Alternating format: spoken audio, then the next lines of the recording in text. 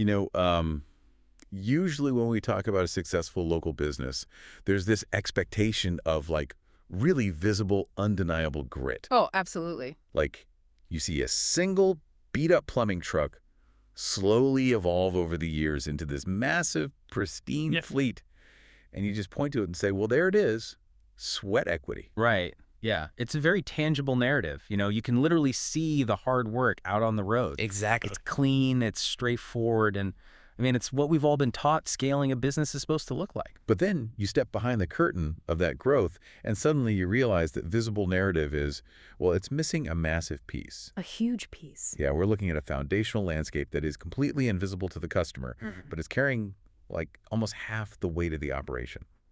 So, welcome to today's deep dive.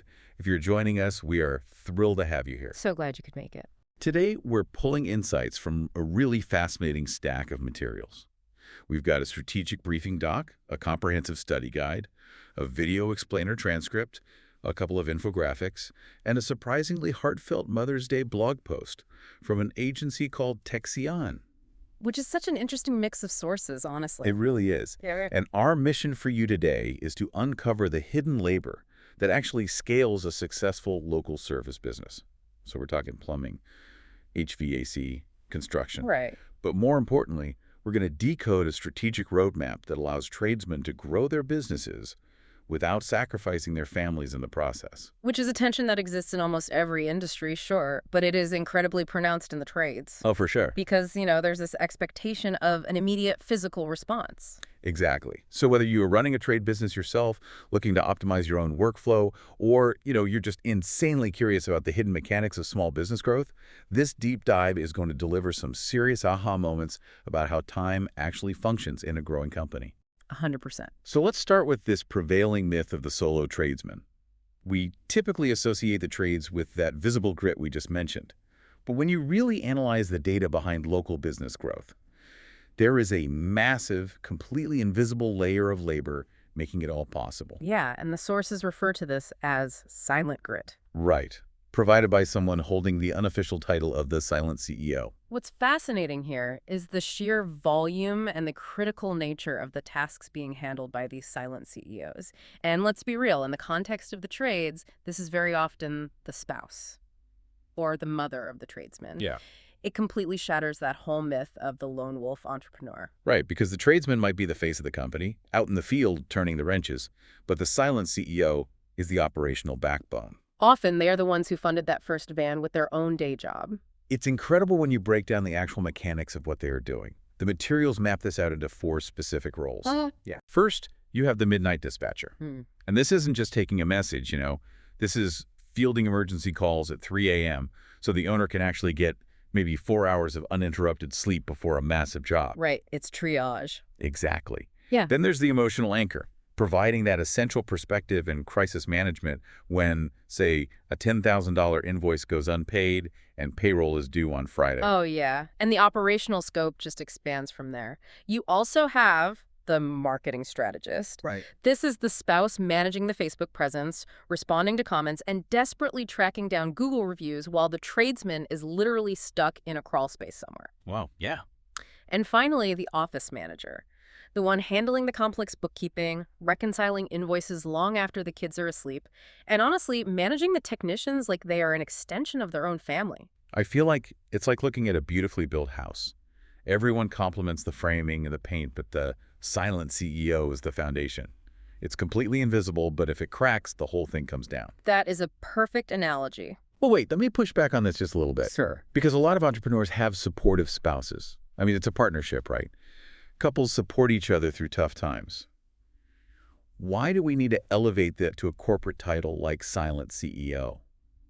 It kind of sounds a bit like we're just applying business jargon to a standard marriage.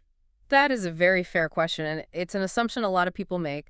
But when you look at the actual time audits, you realize this isn't just moral support. Okay. We aren't talking about asking, how was your day over dinner? This is an entire operational architecture. We're talking about 30 to 40 hours of unpaid, high-stress technical labor every single week. Wow. Every week? Yes. Managing a midnight dispatch for a busted pipe isn't just being supportive. It involved triaging an emergency, adjusting the next day's schedule, and doing client intake. That's a full-time job. It really is. By giving it the title Silent CEO, we are finally acknowledging the sheer economic value of that labor. Because without it, the business literally cannot scale. The owner would just be drowning in administrative friction. I really like that distinction. It's not a house where the spouse is just, painting the walls. It's more like a high-performance racing team. Everyone watches the driver, but there's an entire pit crew and telemetry team keeping the car on the track. Exactly. And if they drop the ball, the car crashes. But that leads to a really dark irony, doesn't it? It does. If the silent CEO works so tirelessly to help the business scale, what happens when the business actually succeeds? It creates a massive new problem. It's what the sources call the growth paradox. The growth paradox. Right. The initial pure motivation for building the business is almost always to provide a legacy for the children, right? To build a better life. Sure. But the paradox is that as the business becomes more successful, the sheer volume of logistical demands pulls the owner completely away from the very family they were building it for. Have you ever felt like your own success is actually a trap? Like the better you get at your job, the less freedom you actually have? Yeah, it's a terrible feeling. The blog post has this really vivid phenomenon that illustrates this perfectly. They call it phone at the dinner table syndrome. Oh, man. Yes. I think we can all visualize this reality. It's 8 p.m. on a Sunday. You're sitting down with your family, you're passing the mashed potatoes, and the business phone rings. Yeah. And the owner feels 100% obligated to answer it. And we have to ask why they feel obligated. It's not just workaholism. Right. They are absolutely terrified that if they let it go to voicemail, that panicked customer with a flooded basement isn't going to leave a message. They'll just move on. Exactly. They're going to hit the back button, scroll down to the next guy in Google, and call a competitor.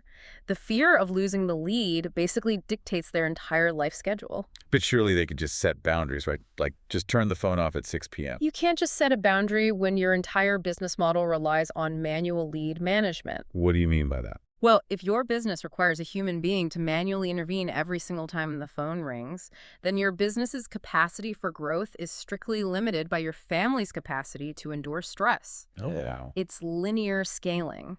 1 hour of work equals one outcome. Eventually, you hit a ceiling of available hours, and the business just consumes your personal life to keep growing.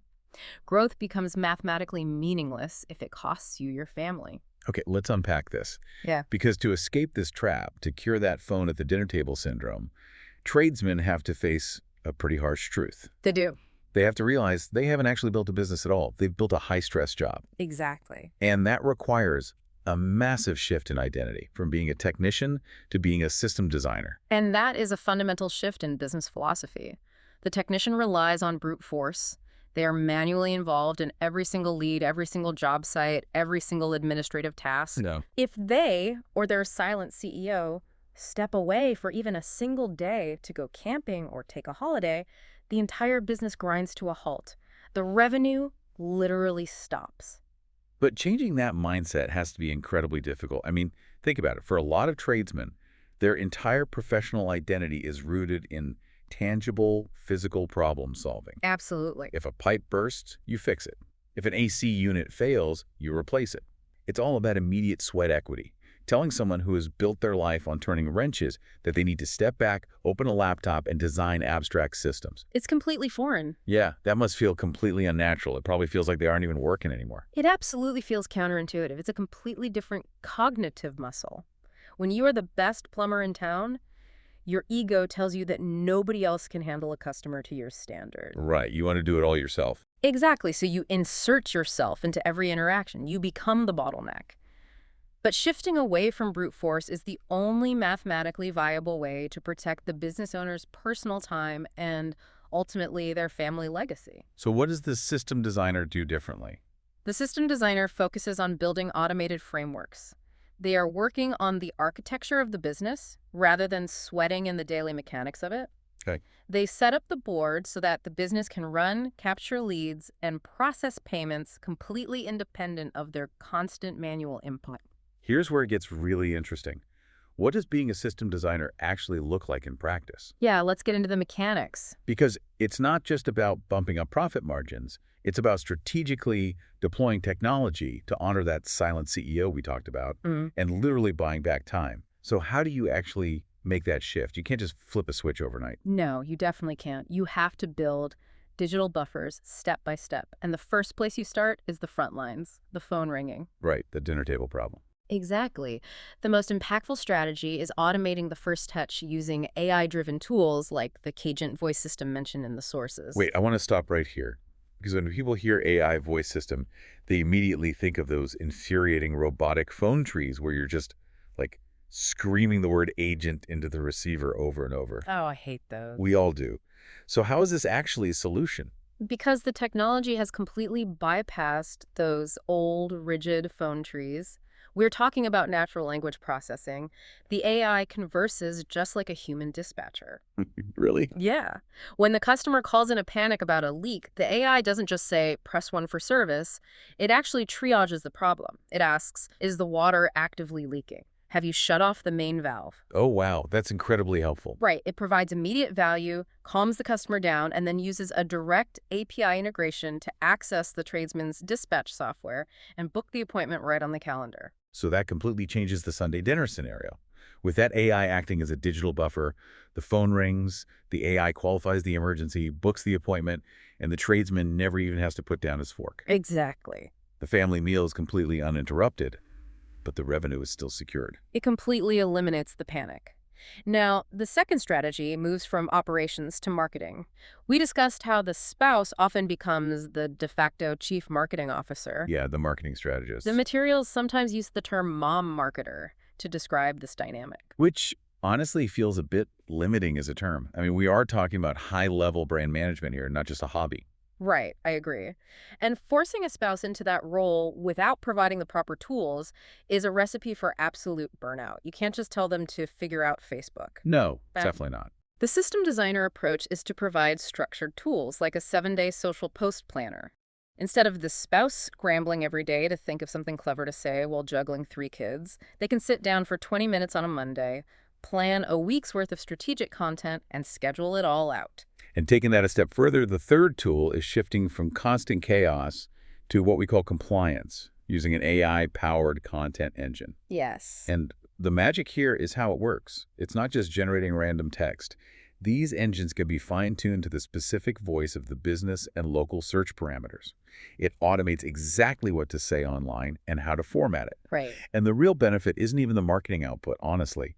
It's removing the massive mental clutter for the whole family. Oh, 100%. You don't have that lingering low-level anxiety of, did we post on Facebook this week? Are we losing visibility to the guy down the street? The system just handles the baseline. If we connect this to the bigger picture, visibility ties directly into the fourth pillar, local map dominance. Okay, tell me about that. Why do Google Maps matter so much for a tradesman? Because when someone's heat goes out in January, they don't research brands for 3 weeks. They type HVAC repair near me, and they click the top result on the local map pack. Right. And how do you actually achieve that dominance? I mean, it's not just paying for ads, right? No. In fact, relying solely on ads is the trap. Map dominance comes from a fully optimized Google business profile, consistent contact data, regular updates, geographically relevant photos, and a steady stream of reviews. Okay, that makes sense. When you systematically build that profile, you generate organic leads. That drastically reduces the panic of having to throw hundreds of dollars a day at emergency ad spending just to keep the phones ringing during a slow week. And finally, you tie all of this together with foundational audits. I like to think of this less like checking the pipes and more like an MRI for your business operations. That's a great way to look at it. A system designer regularly scans the workflow to see where time is leaking. They look at the data and say, we are spending 10 hours a week manually inputting invoices. We can implement a software to do that in 10 minutes. Precisely. These aren't just isolated tech tools. Together, they form a unified shield. A shield. I like that. Yeah, they create a protective perimeter around the family. Oh. The AI takes the calls, the content engine handles the marketing, the map optimization secures the lead flow. The technology is deployed specifically to protect the family's schedule from the endless demands of the business. So what does this all mean for the actual human connection? Because I know some of you listening might be wondering, if I automate my dispatch, my content, my scheduling, am I just running a robot facade? Right, that's a common fear. Does the business lose its soul? It's a very real concern for businesses built on a handshake and local trust. It is, but that is the ultimate irony here. The goal of deploying all this technology is actually to make your business more human. Yes. We see this most clearly when we look at how modern SEO or search engine optimization works today versus 10 years ago. Right, because the old school mechanical SEO was incredibly robotic. It was awful. Back in the day, you'd go to a local plumber's website, and the bottom of the page would literally just say, plumber in Dallas, best Dallas plumbing, emergency plumber Dallas, repeated like 50 times in tiny font. Yep, keyword stuffing. It read horribly, it felt completely inauthentic, and it was just gaming the system. Exactly. But the algorithms have evolved dramatically through updates like Google's helpful content system. They now actively penalize that robotic keyword stuffing. Instead, modern systems rely on principles like rank math and Grammarly. Wait, isn't Grammarly just a spell checker? How does that impact an algorithm? It's not just about catching misplaced commas, honestly. It's about readability and cognitive load. If content is poorly structured or hard to read, human users bounce off the page immediately. Oh, Google sees that. Oh, exactly. Google tracks that bounce rate. Tools like rank math structure the back-end metadata so Google's crawlers immediately understand the context of the page. But tools like Grammarly ensure the front-end text is actually engaging for a human. That makes total sense. Google's natural language processors are looking for true, grounded, community-focused expertise. They are rewarding businesses for sounding like real, helpful human beings. So let's look at it from the homeowner's perspective. If you have a broken heater, you're essentially deciding who you are going to invite into your home around your children. Exactly. It's a huge trust exercise. You're far more likely to hand over the keys to a tradesman whose digital presence projects grounded, family-oriented integrity rather than a page stuffed with robotic buzzwords. Precisely. The digital systems, the AI, the automated content, they do not replace the human element. They just remove the operational friction, so the tradesman's true character and expertise can actually shine through. Wow. It's SEO with a soul. The technology amplifies your integrity so the community can actually see it at scale. I love that. SEO with a soul. And that brings us to our final takeaway for you today. We've talked a lot about the big picture, the psychological shift from technician to system designer, and honoring the hidden labor of the silent CEO. Right. But how do you actually start making this shift today? The materials from TEXSEON provide a highly practical, immediate action plan to reclaim your time. It was originally framed for Mother's Day weekend, but it applies anytime. It's a very grounded three-step approach. Step 1, the 24-hour notification fast. Turn off the phone. Just for one day. Just one day. Let the automated systems or even just the good old-fashioned voicemail take the wheel. Give your family your completely undivided attention. The business will survive for 24 hours. The sky will not fall. It really won't. And then step 2, audit your time. Sit down and take just 10 minutes to review your calendar from the past week. Just 10 minutes. Yeah. Look at the raw data of your life. Identify the manual, repetitive tasks that you or your silent CEO are doing, like data entry or late-night dispatch, that could systematically be handed off to technology. And step 3, invest in the future. Let's make this tangible. Setting up these lead systems today might take a few hours of focused effort this weekend. But think about the math. The math is staggering. If a system saves you just 5 hours a week, that's 260 hours a year. That is over 6 entire 40-hour work weeks that you just handed back to your family. It's compounding interest, but for your time. This raises an important question, one that I think every single business owner needs to deeply consider. What's that? If a business is ultimately a machine designed to generate freedom and support a family, but its current architecture only generates endless obligations, stress, and missed dinners, who is really working for whom? Oof, that's heavy. It might be time to look at your own daily routines and ask, are your systems serving your life, or is your life serving your systems? That is a powerful thought to end on. Because at the end of the day, when you look at that high-performance racing team, the driver gets the glory, the car gets the spotlight.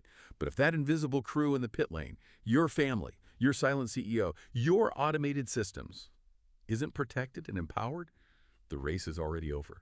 Thank you so much for joining us for this deep dive. Stay curious, take a hard look at those foundational systems, and we'll catch you next time.